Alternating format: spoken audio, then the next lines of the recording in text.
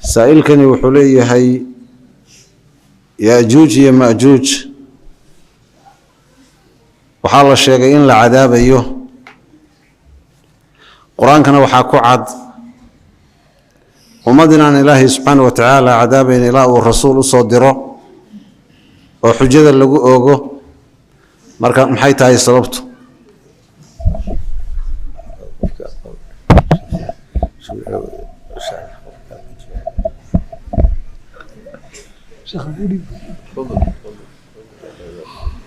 بسم الله الحمد لله والصلاة والسلام على رسول الله laba arrimood sunnada nabigu way sheegtay sala allahu alayh wasalam juuj wa maajuuj waa ahlu naar waxaa labaad ay sheegtay inay aadamo yihiin nabigeena wuxuu sheegay markii aadam la yidhaahda aakhiro akhrij bactha annaari min duriyatik ilmahaaga qaybtii naarta soo saar kunkiiba 999 buu soo saarayaa waa marka ilmaha yari ciroobayo saxaabada markay aad u naxeen markaad u naxeen buu nabigu yidhi waxbaad ha u naxina isku hayaa wuxuu yidhi midkuna waa idinka inta kale 1999 kun juuj wa maajuuj wey marka duriyata aadam bactha naari min duriyatika carruurtii aadam inay yihiin intaa waa cadda in naarta loo gurayana way cadda sax ilaahay waa yidhi wamaa kunaa mucadibiina xataa nabcatha rasuula laakiin saahilka aniga garan maaya meeluu ka keenay juuj wa maajuuj nabi looma dirin intaan garanaya maanan arag wax nusuusoo nafyinaysa in nabi loo diray akhri zamaankana dee ummadahoo dhan baaba xataa laa ilaaha illa allahuda laga wada tegi doonaa qiyaamada markay soo dhawaato mar walba xujo waa ku ogan tahay imaa ilaahay nabi inuu u diray risaalo gaadhay iyo aakhare in la imtixaana labadaba way noqon kartaa dadkaan risaalaadku gaadhin aakhiraa la imtixaani doonaa nabi maxamed oo calayhi salaatu wassalaam qoladii carab ee loo soo diray la yidhi litundira qowman maa undira aabaa'uhum abuyagoodaan loo digin baa qaybo ka mida nasku sheegay inay ahlu naar yihiin marka naarta dadna risaalaadkoy beeniyeen adduunyaday ku galaan dadkaan risaalo gaarinna aakhiraa la imtixaanaa oo dad badan baa dacwoon doona oo xadiidkii alaswad ibni sariic iyo saxaabo dhowra laga wariyey aayaddan fasirkeeda fii tafsiir ibni kathiir iyana culamo badan ku keeneen wamaa kunaa mucadibiina xataa nabcatha rasuulan dad baa ku dacwoon doona waa yeel baanaa nabiga markuu yimid caqligaygiina ma joogin kuwaa ku dacwoon doona anigu waan waallaa carruurtaa koobada iyo kabaha iga daba tuuraysay caqligan wax ku gartaba ma lahayn kuwaa dhihi doona waxbaba ima soo gaadhin imtixaan baa aakhare laga qaadi doonaa wax kulul iyo wax qabowsay u muuqdaan laakiin aan ahayn ka qabowna wuu kulul yahay ka kululna wuu qabow yahay baa lagu imtixaani doonaa waxaa la weydiin doonaa haddaan rasuul soo dira ma yeeli lahayd haa ma qaadan lahayd amarkiisa haa anaa hadda toos kuu amriye amarkayga yeel meeshii dabka ahayd baa laleeyahay isku tuur kii isku tuurana jannay u noqonaa waa kii rasuulka ateeci lahaa midna wuu wareegeysan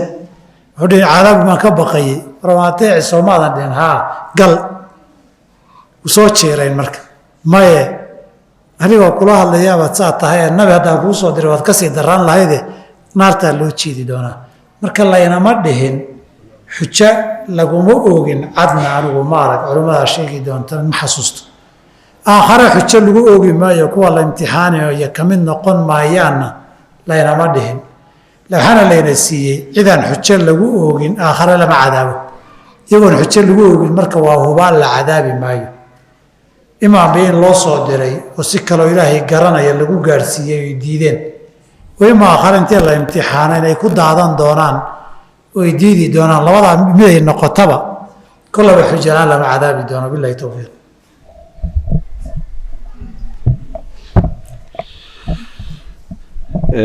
sheekh udhiib u jeedaaye sida forex genji iyo cash 24 iyo kuwo kale ma jiraa ama ma la heli karaa lajno culimo ah oo fatwo jamaaciya ka soo saarta arrimaha cusub ee soo darinaya بسم الله الحمد لله والسلام على والصلاة والسلام على رسول الله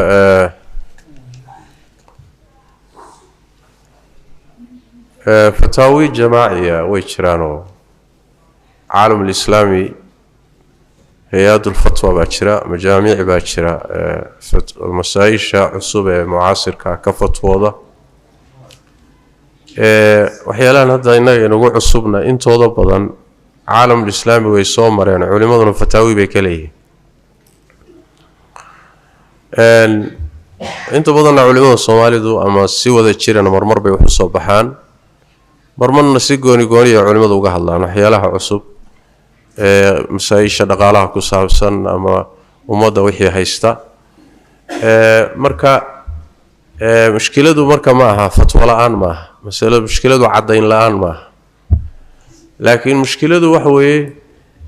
inagii oo lacag inoo muuqata leena kari lahayn marba hadii hunguri yimaad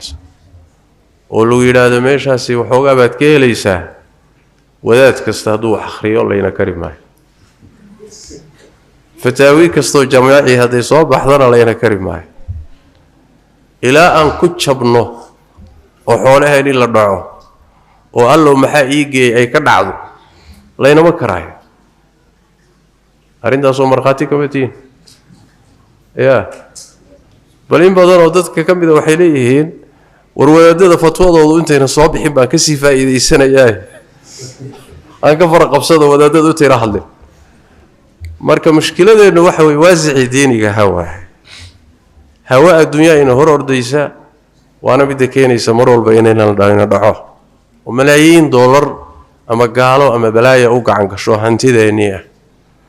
habeen dhaweedna waatiyaan muxaadarada ka jeedinayay احتيالاتك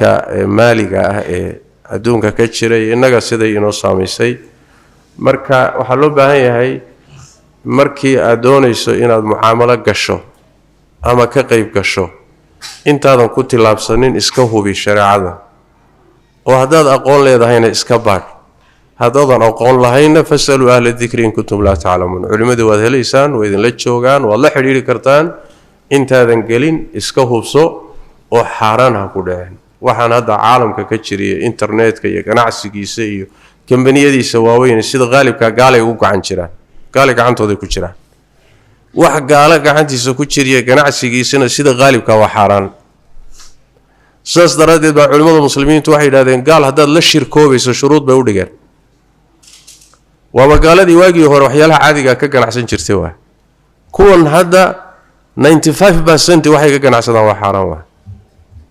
adoo saa u og marka inaan taas ku dhex tuurto tiraahdo warwadaadadii may fatwo jamaaciya soo saaraan way aad tiraahdo hadir hana lu goyn khayr Allah ku siiyo assalamu alaykum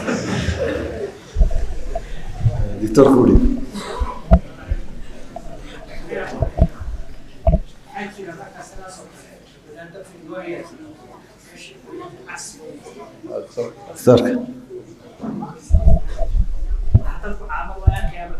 بسم الله موضوعات كان فوركس كيو وحيالهان غالبا صوماليدا علم الان ما هيسو سيده او شيخ او شيغي مجتمع الصومالي غانا dadka cawaamta markii la yiraahdo dadku waa qoom badan ay kamid yihiin dadka muslimiinta dad badan waxaa jir meel weligood badiin lagu akhrinayo aan imaanin culimo aan ka warqabin Soomaalidu laakiin cilmigooda ka buuxa intaan hadda saxwada iyo isu bilaaban xataa Soomaalidii hore odayaalka ka qabiilada iyo manhaajka iyo masaa'ishta korkay ka xafidsanay way yaqaan maalna waxa dhacday qoladii isku haysatay marka nin qoladii diyada dalbay kamid wuxuu yiri ninka diyo muqalladaan ka rabnaa carabiga marka ajaa'ibtiisa waxa weeyaan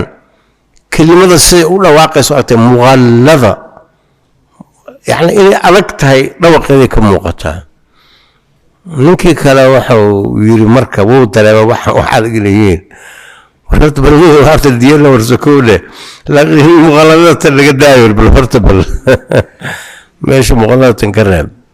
مركب الرمان صومالدو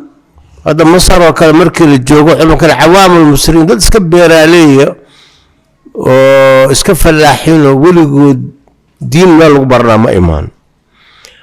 كتبا والور وحن كو أركي جيري مركا مصرتي حجابة إيصاب بحي ولد الفقير لا يتعلم الأركي جيري وحاير أنك سومالي الماء فقير كاحريستو وحبرتو تعليمتو كفي عنه سوي حجران إلا الوحواي مجتمع طبقي أول تعليمتي وقالي نلشي وقالي وحلبة وقالي مركا قف كان ولقيس بوحوها زبال قشن كقفك كشقية مال هذا المساجد مال علو قبرتي مدرسة ولي صاحب وحاس ولقيس دلدلها يا مركا سنفهم علماء ورك إليه جرين ولد الفقير لا يتعلم أنا مجتمع لكم هذا بقى هذا عديد بقى الله نقضوا لقالها سيكم عو تدمي يقولك كلام وينقونه إلا هذا الدكسي ما قال قبحيا سمان تكسيالك القرآن كده مدارس الماء حقا فربرة بقول يكونتم دولار بالسيمرين مدارس ما حاول مالين هذا هو دحس ولد الفقير لا يتعلم دي حقا قالوا أسيوكم سومالي المركز اسمها لكن وحي أذيك يمد كله سومالي ذو وحمسي بارا وحي لوشي مدا وحشيغا يوبسا وركي يوبسا واي marka mida u sheega wal wadagalayo aniga waxaan u maleeynaa arintan aniga hada xamar waa tagay halkan waa joogay Soomaalida hantideedii inay sabtaan ay dhacantaan u maleynayo waxa lagu ogaaday dadka nimankan hormuuda shaarar ay gashadaan dadku si xoogaa biilku ogaala qofkii lacag galo sanadkan waa maxaa dhacay dadku sanadkii hore ay shaararkoodii si xun intay u gateen oo hadda qof walba uu ku bakhayla marka hantidoodii iska dhaaf nus iyo thuluth iska dhaaf thuluthan ka badan hantido dhuntay marka waxa ayadoo xaraan hadana waxa waa dhac waay waa ogtiin dadka marka lacag la dhiganayo bangi meel loo raaca le rasiid le insurance le dadku umadu meel dhigata wax maartay nin masaariha nin udah ka gadanayo marka soo daahir maxuubay kula in meel uu rakibo oo daahyalku حيركب على الهواء مودا وحن ما ديك الهواء ما كون ركبنا مركب حوالي ضد مال اسكتها غير قاقلان ملايين ديبا او رصيد يمال لاصوله الدنيا wax laga yaqaan ma ah marka Soomaali fatwa kama maqna aqoon kama maqna ilbaxnima kama maqna amwaash rasiid iyo meel aad ku hubsatay loo baahan yahay marka xoolo uu iska tuurtuurayo dhiigeena waa raqiis waa la tuuraata islaay dawladnimadeena wadanka waa kala baabiyi cirdigeena waa raqiis gabdhaheena meel kasta iska yaacayeen hadda waxa ugu dambeeyay magaalada aan kula yaab mootooyinkii ay gaaladu ay wadeen gabdhaha intay xabadka saareen adoonkii wadanaya cirdigooda waa raqiis xoolihiina waa raqiis waa lagu daba daray marka waxa weeye ma ahan meesha culumo iyo cilmi iyo aqoon dar kan ugu jaahilsan waa uu yaqaan Soomaalida been waay waxaan وحوي عقل حمو إيه وراح إيه هبلا شيء قف كان ويديسو ملايين أنا هذا صاحب كي حاسكي لندن الجوكتي أنت سحق هذا المال أنت كان حاجة أرسل لبعض كل ولا قد حيكسو جورله إبركود قفل بقى أنت ملايين تلقى قفك وغير وصراحة وحلقة الحين ما أعرف أنا مركب وهر ري المقال وحال وحرام ورا دعوة يا وحن ودعوه مركز Soomaalida إخواني علمها إذننا كل شيء عندكم رخيص الدين رخيص والبلد رخيص والمرأة رخيص والعرض رخيص كل شيء رخيص مالك لو على قد بطري وحن حفظ الله ما أعرف مرك عقلي هلا يشو البحر نقول والله أعلم ولهذا سؤال شيبا إن شاء الله تعالى سائل كذي وحوليه إيجابك يقبلك مواجبة عقدك مرك الله حرى ونكاح يقولك إيجابك يقبلك مواجبة ملاسم مرك عقدك يقولك الله حرى نبى قولنا يا قبل خلقوا قول الله وحام كو قولنا يا هبل أيوة واحد قرستي كذبنا كي كلمة وانا أقبلي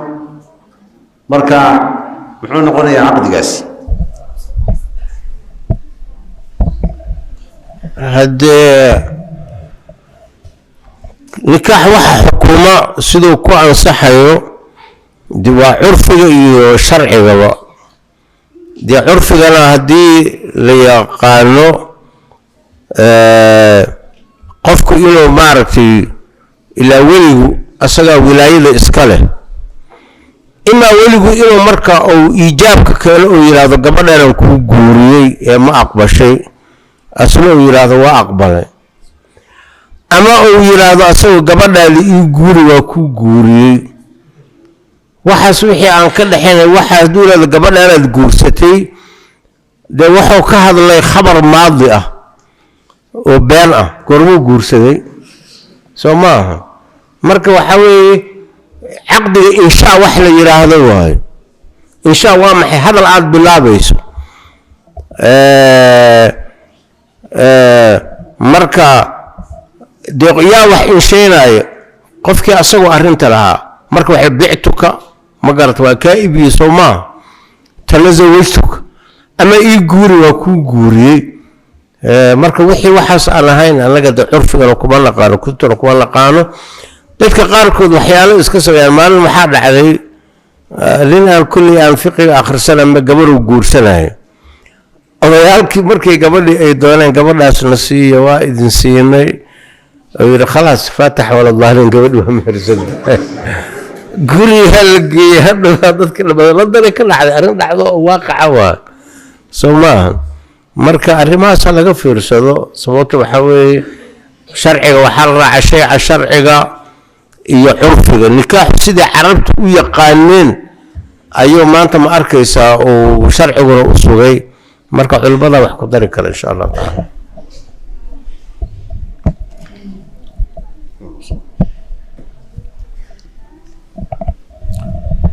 laba su'aalood soo dhaafay saa'ilka wuxuu yahay xukunka iskuulada gaalada oo aan wax ixtiraam u haynin xijaabka iyo salaada oo ardaydii aan siinayn meel ay ku tukadaan waa su'aasha koowaad سؤال اللواد من حولي كريمة وبرفون بوجهه كريمة أي كتيران الكحول كتير محا حكم كوذ نقنية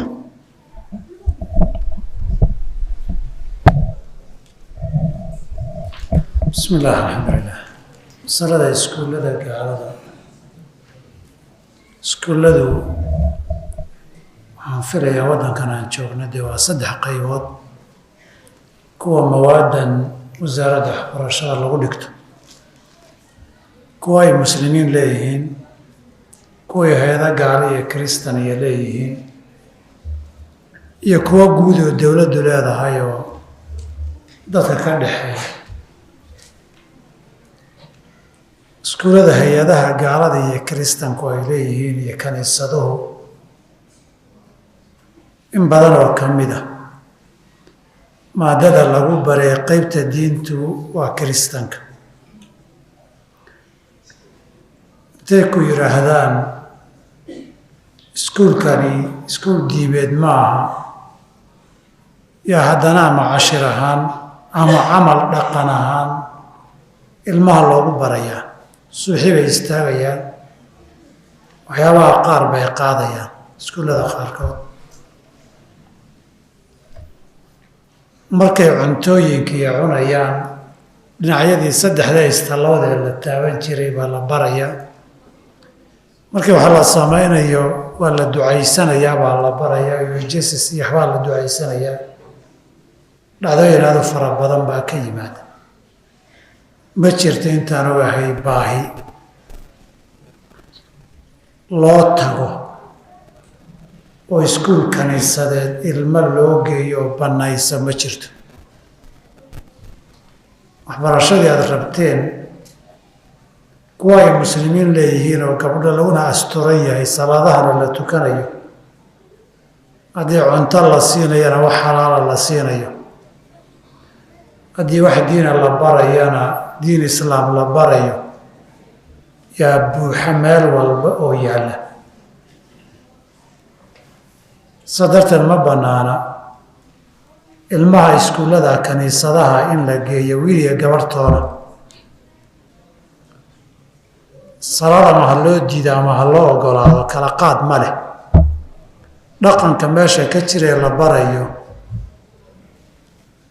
wixii kaniisaduhu ay u dhisteen iskuulkana u furteen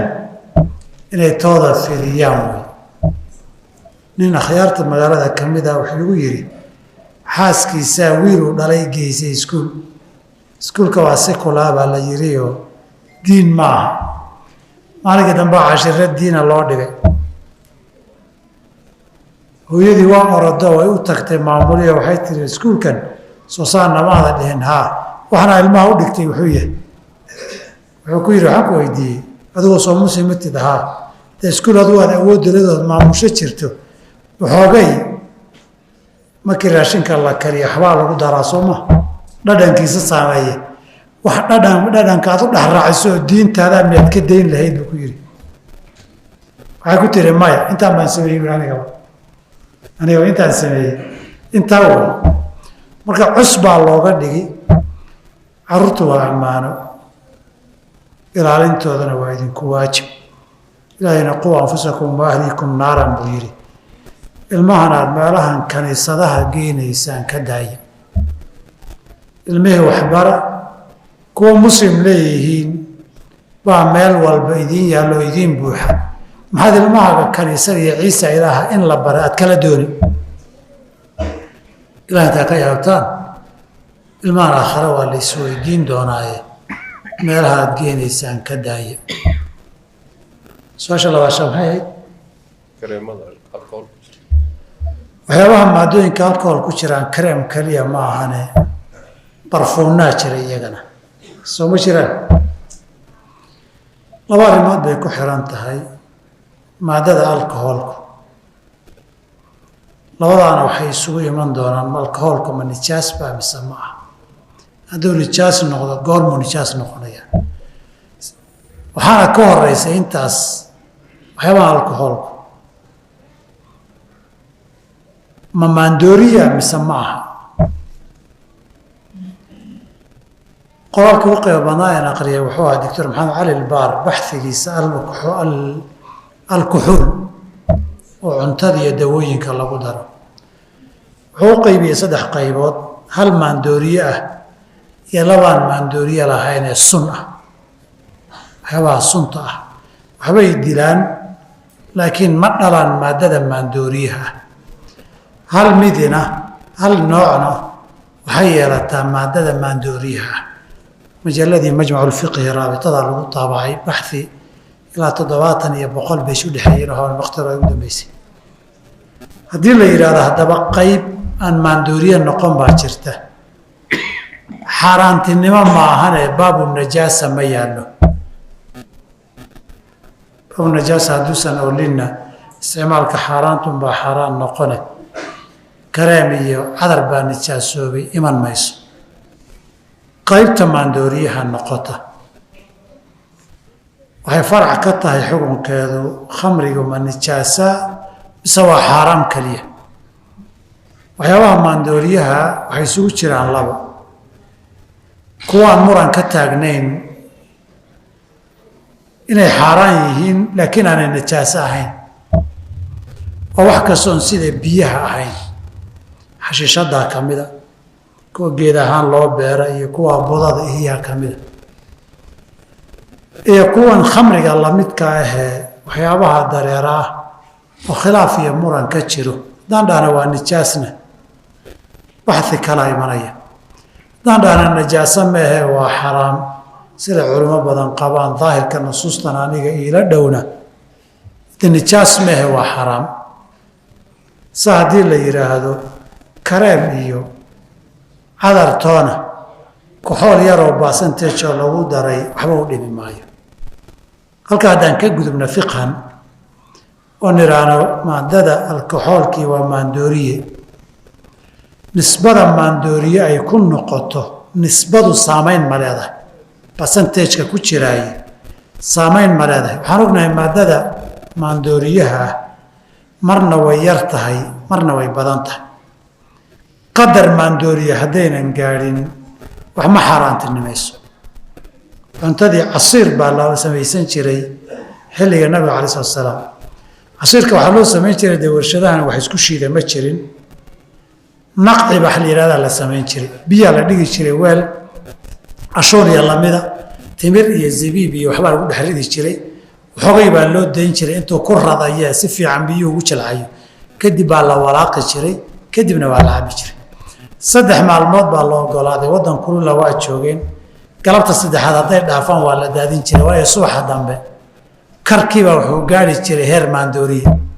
laakiin maadada karka samaynaysa inta ka horeysa way soo socotay hal maruu bug wax yidhi ma aha wax soo karayay bay ahayd lidaalika waxay fuqahadu ka hadlaan qadarka wuxuu hadday maaddo ku dhalato uu soo karkaroo filfilka soo kiciyo oo kulaylkii kaxoliyaadku uu soo bilowdo laakiin uusan kar ku gaadhin halkuu maandooriye noqon lahaa ka maadda ahaan qadarka taxriimka ma gaadhsiiyo markuu gaadho bay qadarkii taxriimku gaadhaa laakiin haddii maandooriyihii uu gaadho markaa yaraan iyo badnaan lama kala saaro haddaynu nidhaahno nisbadan ku jirtaay hadda haddii la isticmaalo nisbe maandooriye noqotay ma tahay baxdiga khilaafka fiqigaa saamaynaya laakiin aniga asaxu laqwaali in maadadan alkoxoolku ayna najaaso ahayn wey haddayna najaaso maaha nidhaahno ama saabuun ku dar ama kareem ku dar ama waxaad ku dartaa cadar ku dar waxba uma dhimayso waa xaaraan cunitaan iyo cabitaan laakiin najaaso maaha wabilahi towfiiq gabagabadii insha allahu tacaala su-aalaha waa soo gabagabeyneynaa su-aasha ugu dambeysa sheekh maxamed cabdi umar baan weydiinaynaa dadkan gaalada ah ee aan la degannahay haddaynan dacwo gaadhsiinin maxaa ka imaan kara oo dhibaato ah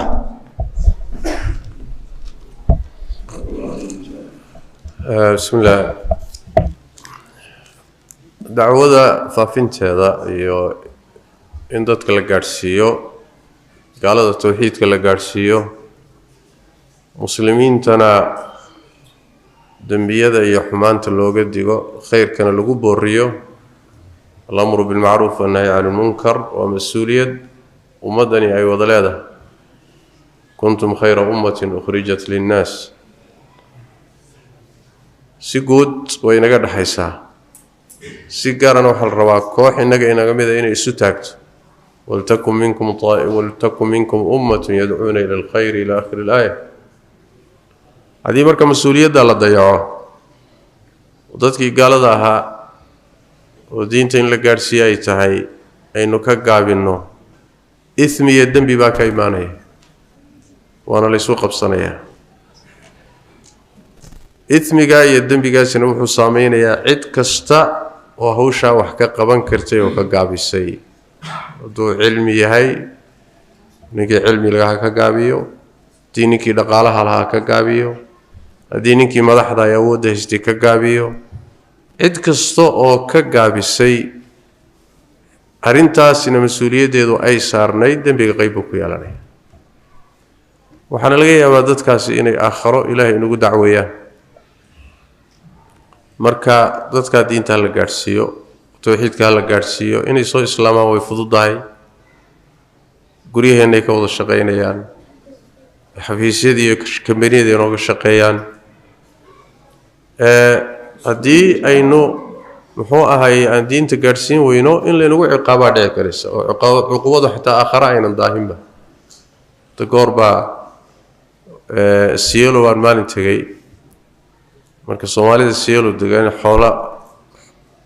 xoolo geelal baa waxay u daaqaan baadiyaha Cielo magaalada Cielo marka